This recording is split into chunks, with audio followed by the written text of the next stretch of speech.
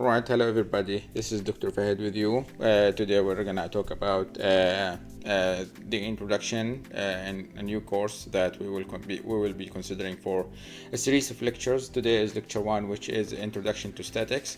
This is the statics course, and in today's lecture we are going to talk about the definition of engineering mechanics, and then we will move to define statics and why it's important to study statics, and then we move from there. So let's not take long in the introduction and dive into the subject. So what is engineering mechanics?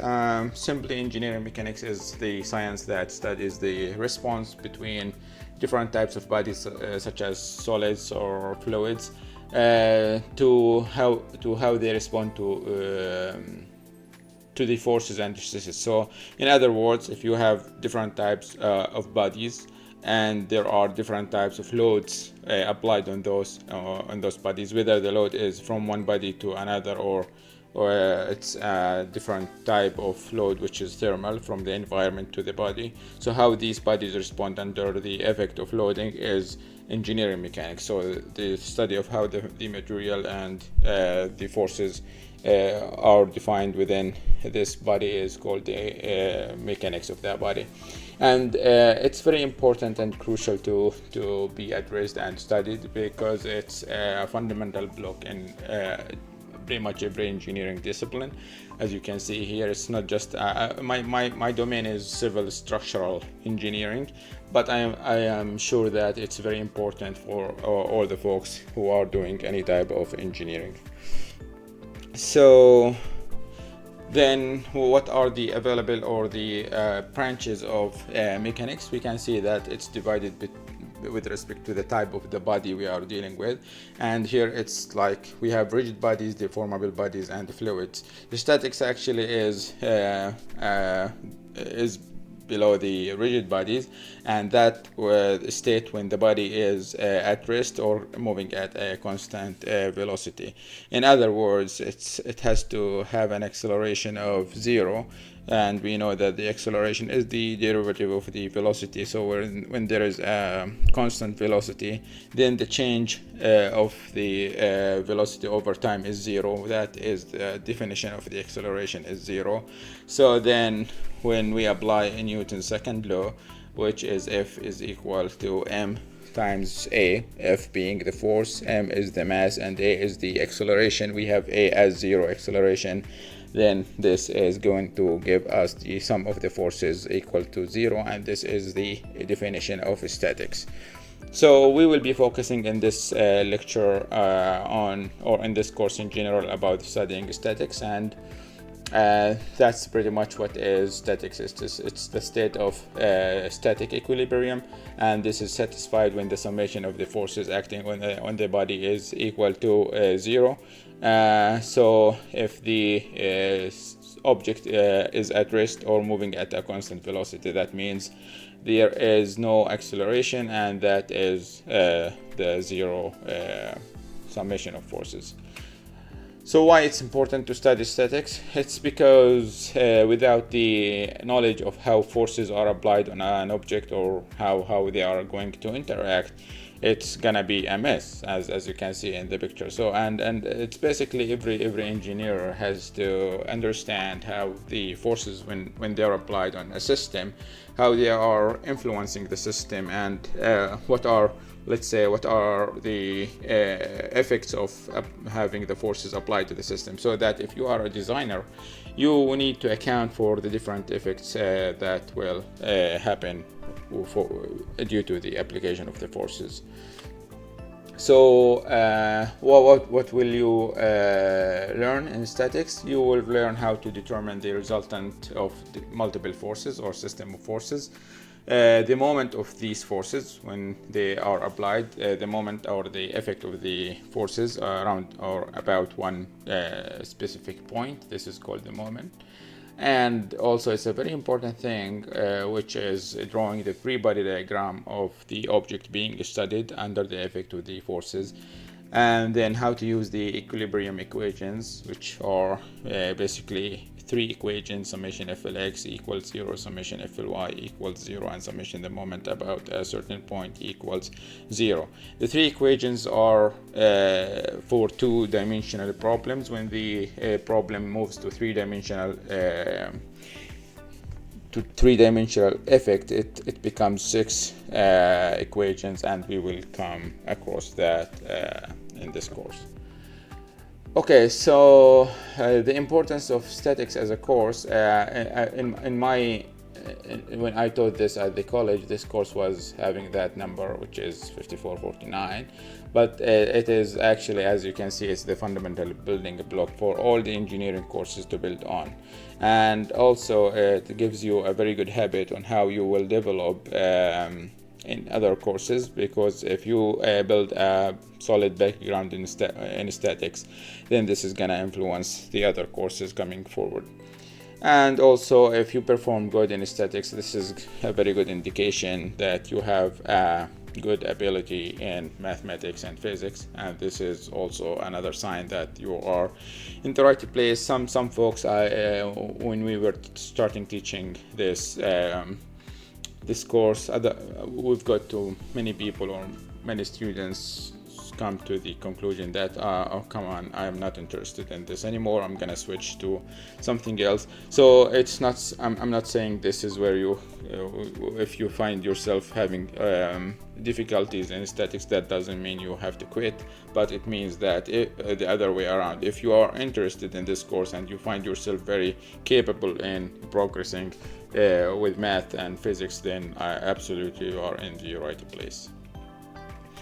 So how to succeed in statics? You have to do all the readings, and like any problems, you have to keep solving problems and extra problems, and don't stick to one problem and spend more than 20 minutes. Just get help through myself by commenting to this video, or actually you can refer to any other materials you have available, or your lecturer at your college.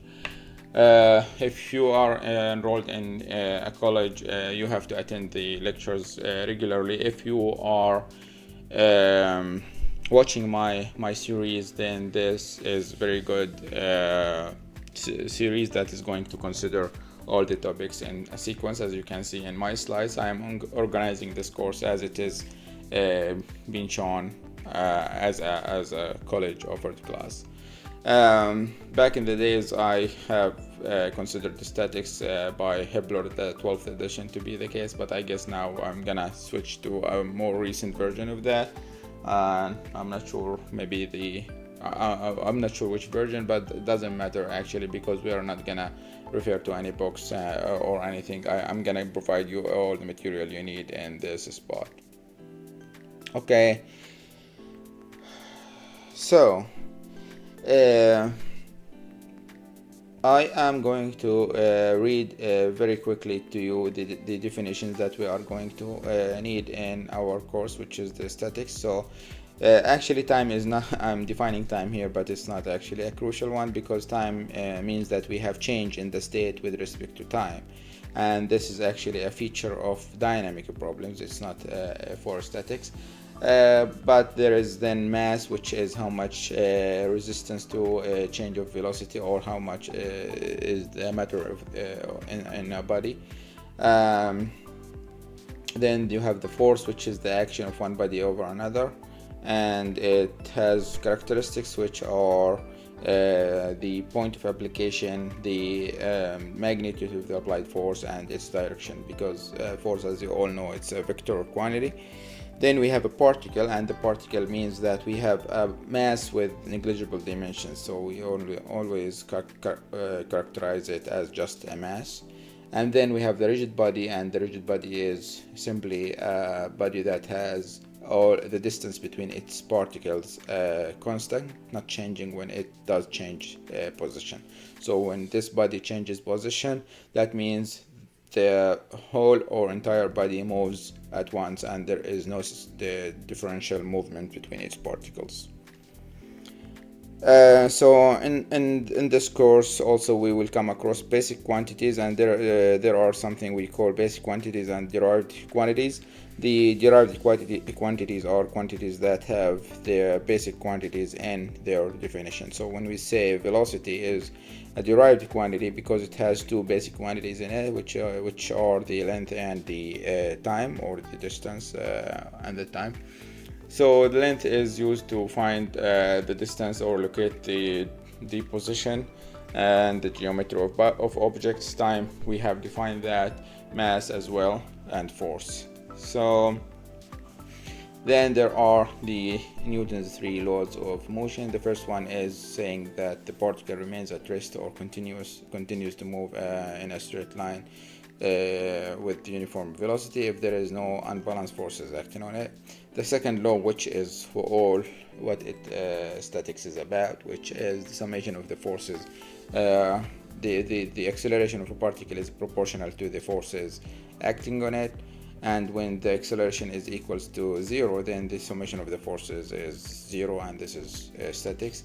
And the third law, which is the forces of action and reaction between interacting bodies are equal in magnitude and opposite in direction, and also they are collinear. So this is where Newton's gravitational law of attraction came, and this is its formula, which is the forces. The attraction force between two bodies is proportional to the universal constant, gravitational constant, of course, g, and then the two masses of the two bodies interacting with each other, and the distance divided by the squared distance between these two bodies. Okay, so I guess I'm gonna stop this lecture at this slide, and I hope you find this course interesting to you. And please, if you do, stay tuned. I am going to go through this course by its content, so that you have good and very good and understanding of statics. If you are not a regular subscriber to our channel, please do subscribe. I guess I said regular subscriber, but it has to be one-time subscriber, and it's a lifetime if you enjoy our channel and its content. But if you are not a regular visitor to the channel, please do subscribe and watch our content, and leave a comment if you are interested in certain topics, so that we can consider them for future content in the channel. Thank you very much, and see you later.